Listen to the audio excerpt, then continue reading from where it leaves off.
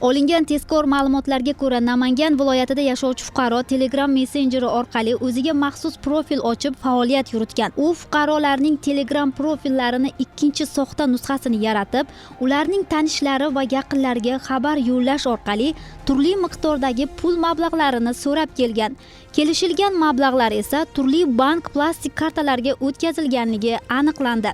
Tezkor qidiruv tadbirlari davomida gumonlanuvchiga tegishli bo'lgan mobil telefon apparati ko'zdan kechirilganda, Telegram orqali jami 126 nafar fuqaro qora ro'yxatga kiritilganligi aniqlangan.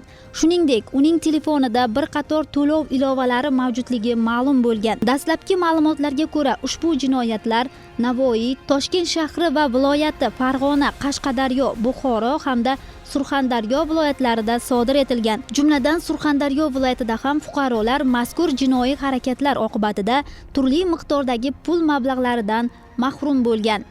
Telegram akkauntini ochish guruhlariga kirib, o akkauntdagi bitta insonni Telegram akkauntini klon qilib, o'zlashtirib, uning nomidan tanishlariga pul so'rab yozib, o'zim kart raqamiga pul tushirib olganman. Yana ishimdan tushganman, boshqa narsalar takrorlanadi.